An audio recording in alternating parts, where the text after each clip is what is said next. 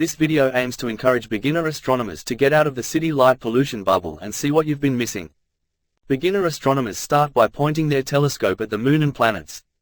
And while that can be an amazing experience, most beginners then start to rapidly lose interest in astronomy as they cannot find objects such as globular clusters, open clusters, nebulae or galaxies to observe and fuel their wonder. Buying a bigger telescope won't really help.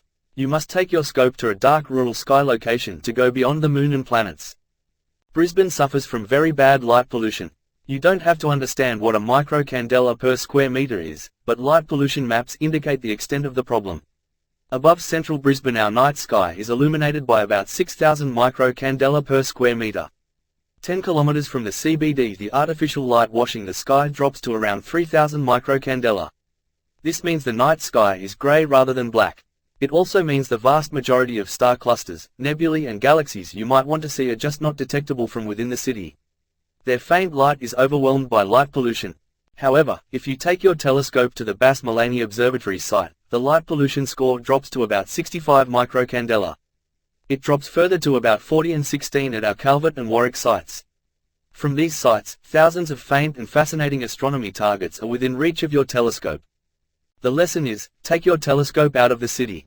From central Brisbane, even on a moonless night, you are doing well to see 20 stars. But look up from our Calvert site, less than an hour drive to the west, and there are too many stars to count. It's the same at Malani and Warwick. All stars, and deep sky objects, have been catalogued and their brightness determined.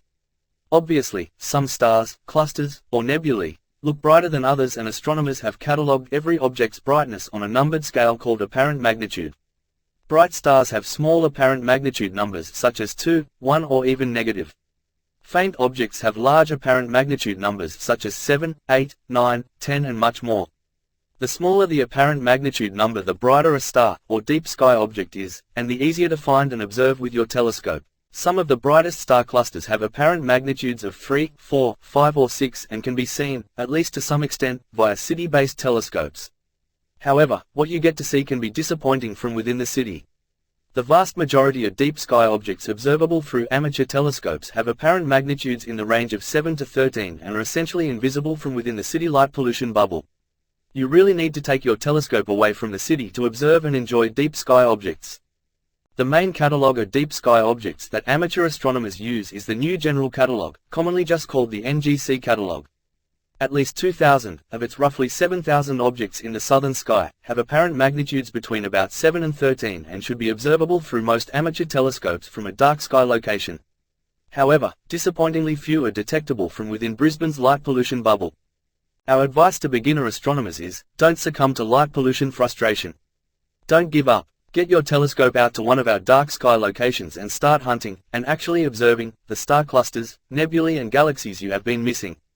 Check the calendars on the Brisbane Astronomical Society website for the dates of our upcoming Calvert, Malani and Warwick dark sky events. Go beyond the city.